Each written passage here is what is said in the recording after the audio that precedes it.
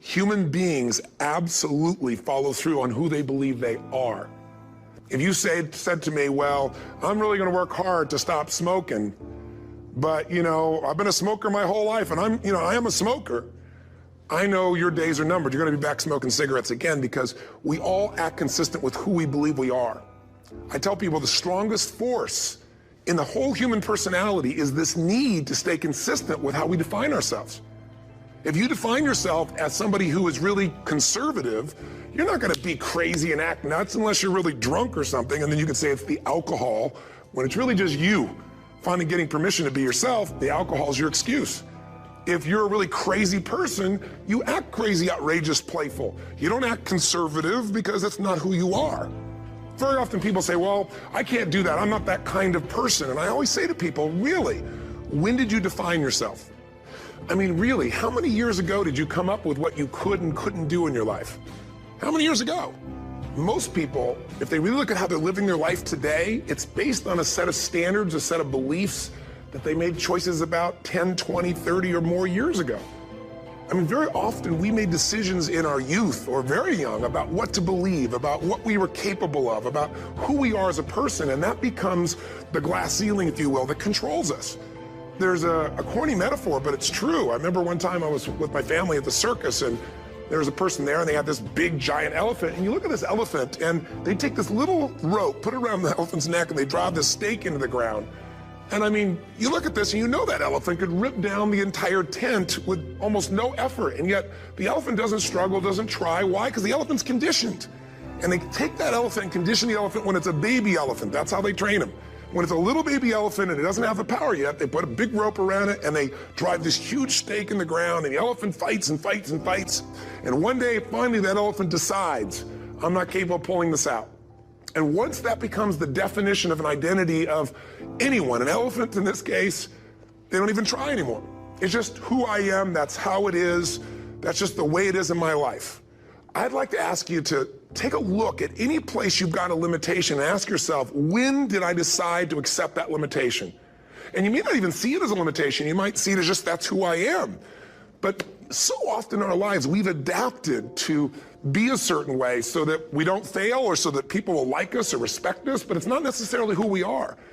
Joy comes when you're spontaneous. It's really hard to be truly happy when you're not being yourself. And most of us have no clue who we are. And so a big part of my work, if you've ever been to an event, is to get people to do things spontaneously without thinking, because that's when the real you shows up. That's when the energy comes alive.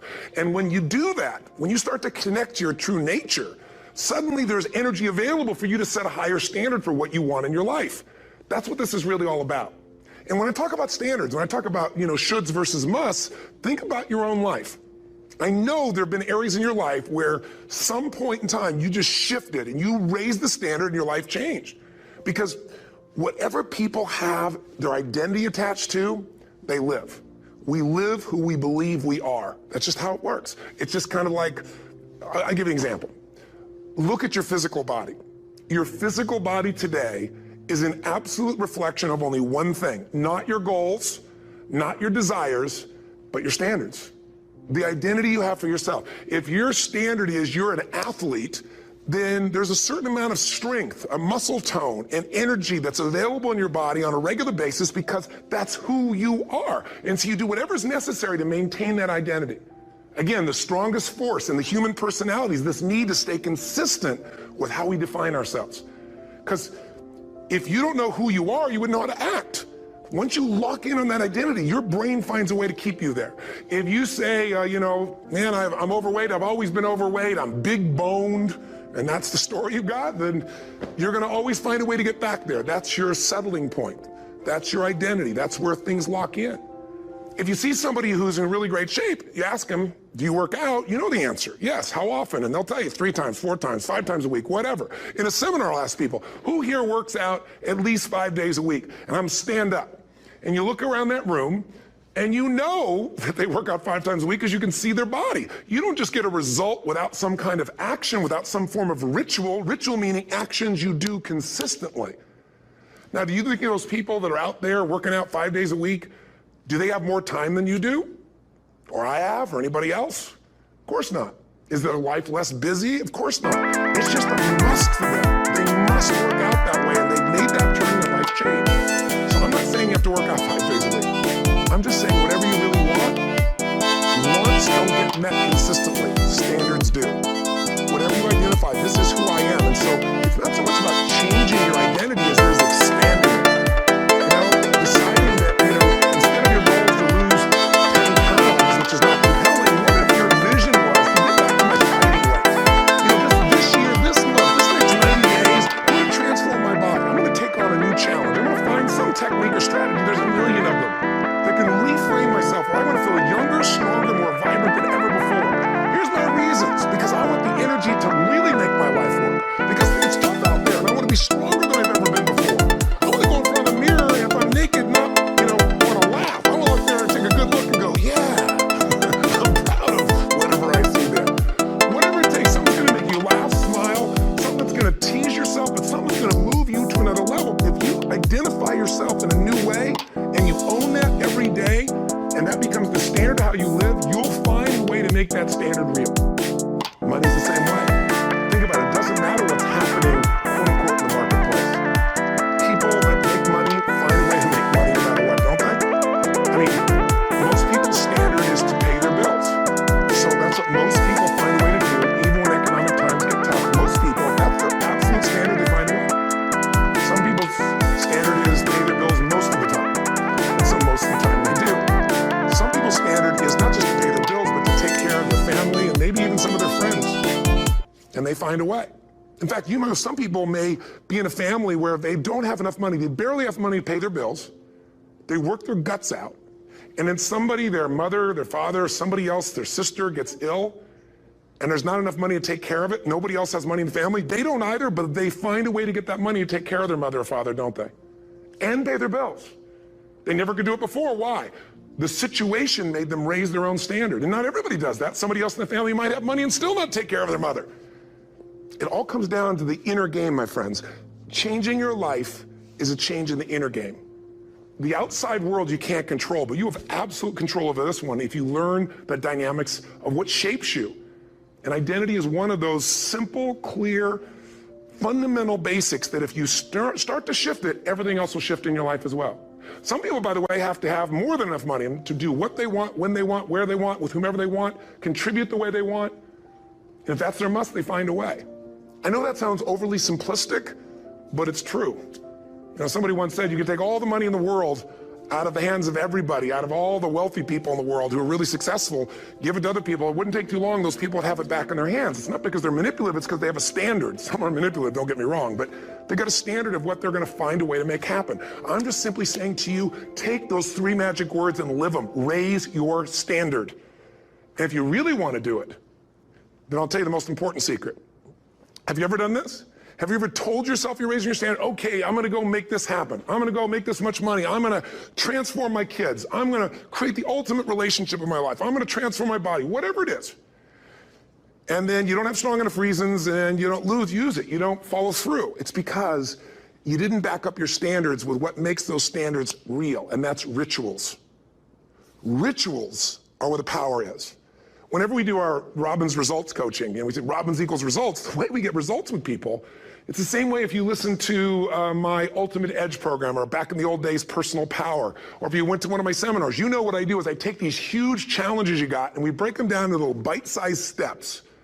Little things you do each day that after you do them, you get so much momentum that it's easy to succeed. You're not overwhelmed. You have these victory day after day after day on little things.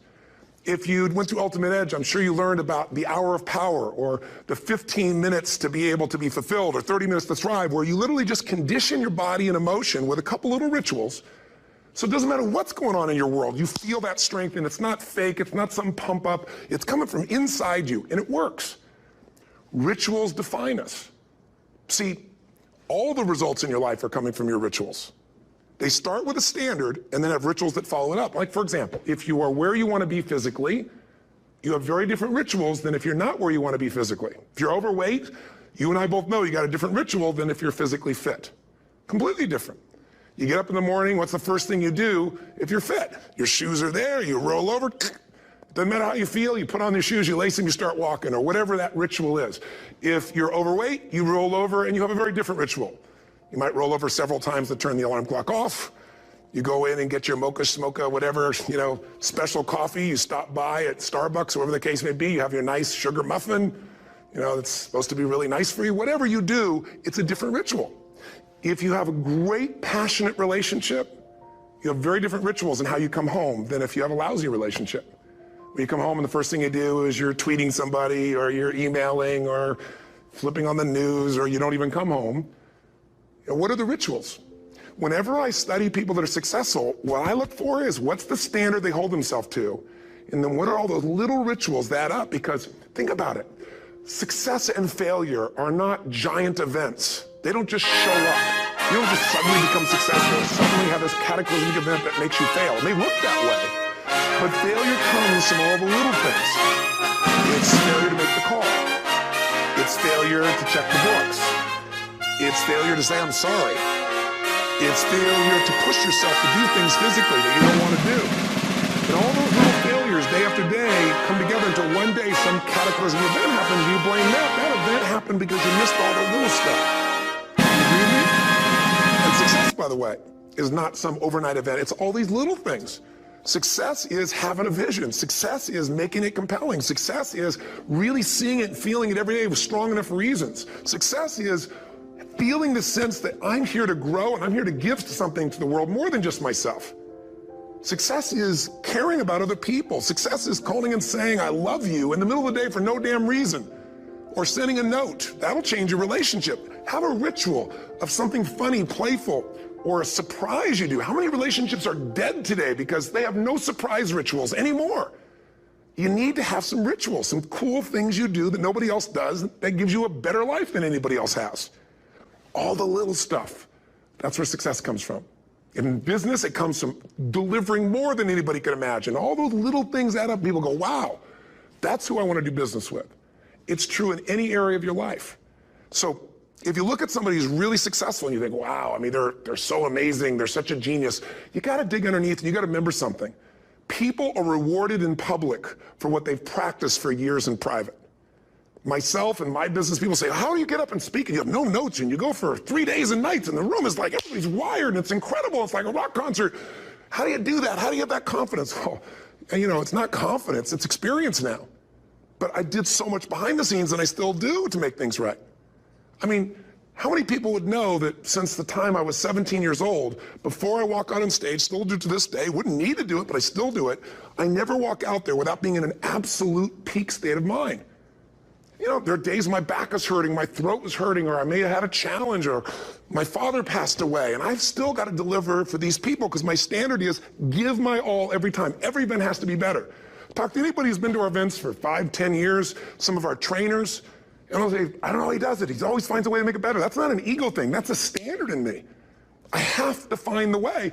And my ritual, though, is I prepare, I think, I gather new information, I figure out how to put something across better. What do people need? I spend time with our customers. I see what's going on. And before I get on stage each time, I have this little ritual to put myself in a state of mind.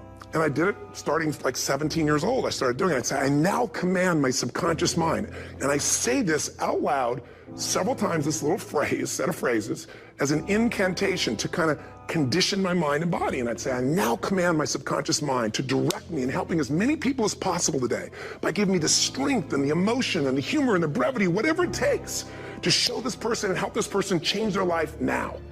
And I started that with a person when I worked with people one-on-one, and I would do that for 45 minutes driving in my Volkswagen to go serve and coach somebody for the first time. Now I don't say that person, I say these people, and I can go out in a room of 10,000 people and deliver for 50 hours, and I do it every time I come back on stage. It's a ritual to go into peak state. Peak states don't just show up, they don't interrupt you. Great ideas don't interrupt you, you gotta pursue them. I talked to Michael Jordan, I'll never forget, at the peak of his career, and got to watch his final game, saw him backstage and spent some time with him, and it was a pretty exciting time. He was the greatest basketball player I think that ever lived and has ever lived. And I asked him, I said, what sets you apart, Michael? What is it? And is it God-given talent, ability, skill? What is it? And he said, Tony, he said, I can shoot you straight. It's not, me trying to act humble. He goes, I have a lot of talent, a lot of God-given talent, a lot of skill. I've worked really hard. But he said, really, it's my standards. He said, every day I demand more from myself than anybody else could humanly expect. I'm not competing with somebody else. I'm competing with what I'm capable of. Magic formula. Because most of us lower our standards. Why? Because who you spend time with, my friends, is who you become. One of the biggest reasons I started going to seminars when I was like 17 is I had nobody around me as a great role model. I could read about somebody, but being around people, being in that environment was very different. Finding a way to go to work with someone who lived that standard of life was very different. You get around people with low standards and you compete with it. You don't need to compete with it. It's like, okay. I mean, remember Jerry Springer? I don't know if he's still in the air, but I remember he used to get people on the show and I thought, where would he find these people? And why would people watch? I'll tell you why they watch. They watch these people and go, my life's still pretty darn good compared to that person. Look at them. You don't have to change your life. All you have to do is find somebody with a lower standard and you'll feel good about yourself. But if you feel that good feeling, it's an illusion. The only thing that's going to make you happy, my friend, and this year or any other, is to step up. It's to raise the standard. It's to discover what you're capable of and feel that incredible power of pushing through whatever's holding you back and get to the other side of more of your true self. That's what this game's all about. And look at the best in the world in anything. Tiger Woods, what's his vision? To win golf tournaments? No, to be the best that ever lived. That's his goal. That's his vision. But here's what's interesting. He backs it up with rituals. If you just have a vision and you don't have the rituals, stop lying to yourself. His rituals are, he started doing things nobody did before. He went and started lifting weights. Golfers lifting weights? No way. He went out and he changed his swing when he was the best in the world because he realized in order to be the best that ever lived, he's gonna have to change his swing. If you know anything about golf, you don't change your swing when you're the best. And he went and retrained himself because he has different rituals than other golfers. Now many people are modeling his rituals to get better. It's amazing. You know, you look at somebody like Michael Phelps, the 2008 swimmer, won 7, only 2 people, I think, in history, if I remember correctly, that have gotten 7 gold medals in one session. And here's a guy, he's got number 6 under his belt, and he's exhausted, and he's going in for that final swim. I'm sure you remember. And how did the guy win? By 1/100th of a second. Do you think that was some massive skill that got him over the top? Or was it a standard that says, this is who I am. I am the champion. And no one is taking this from me. And somehow in those final milliseconds, 100th of a second, he pushed himself just beyond his competitor. And you know about Michael Phelps? What allowed him to be able to push beyond that moment is his rituals. Go study the guy. Most people who swim have these unbelievable workouts. He does 2 and 3 of those workout sessions a day. All the other swimmers in the beginning thought he was insane. Possible, but he had a standard and the rituals to back it up. So here's my final message to you, because I've gotten carried away. I thought I was going to send you like a 5-minute message, but you can see there's no script here. It's just me going a little crazy with you, but I want to really see you get what you want this year. Don't let this year be like last. And if last year was great, still don't let it be that way. Raise the standard. If your life is perfect and extraordinary, you darn well know you're not going to be happy unless you keep making it better. That's what makes us feel alive. It's not what we get that make us happy. It's who we become and what we're able to give because we become more. That sense of contribution is what creates the deepest meaning. So here's my assignment for you, if you want one. If you want to go from conversation to some action, here's a simple thing to do. What's an area of your life right now that you really want to improve? What's an area that's important to improve? If your body's great, how about your career? If career's great, how about your relationships? Intimate one especially, or your kids, or your relationship with your creator, your spiritual side of your life. Or is it your finances? Figure an area that really matters. Decide on that area. Number 1, write down what your life is like in that area right now as specifically as possible. So you might say, well, I'm 13.5 pounds overweight, whatever the weight is, whatever the situation is, or my body fat's like this, or I wake up exhausted in the morning, and you write the truth of where you are right now. So you're real clear. Or I'm not in a relationship. I say I want a relationship, but I'm not in one, and I don't seem to find them. All the good ones seem to be gone is my belief. And I really do want one, but I don't have it. Whatever your definition. Or I'm in a relationship, and God, I wish I wasn't in a relationship. I'm planning my escape. Wherever you are. Or I have a wonderful relationship. We love each other, but there just isn't enough passion. Just write the truth of where you are. The area you want to change, but write how it is. And then the second step is, this is where you got to be really honest with yourself. What are the rituals that have put me there? Because whatever results you're getting, even if you don't like the results, there's some rituals that are keeping you in that place. There's some rituals of what you eat or don't eat, how you move or don't move, how you sleep or don't sleep.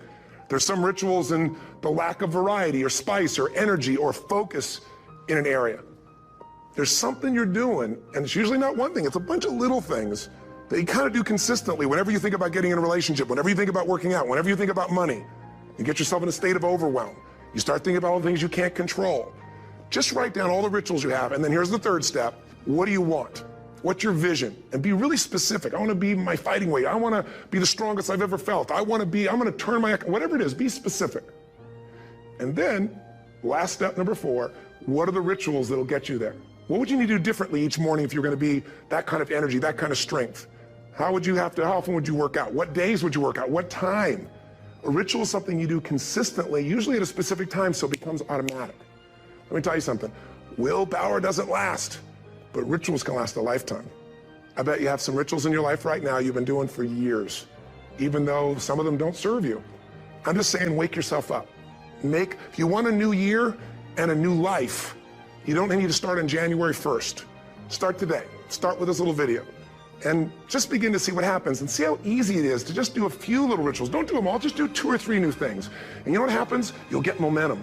Because once you discipline yourself in one area of your life, you feel yourself doing it in other areas as well. I always say something that my original teacher taught me. I always remind people, there's always 2 pains in life.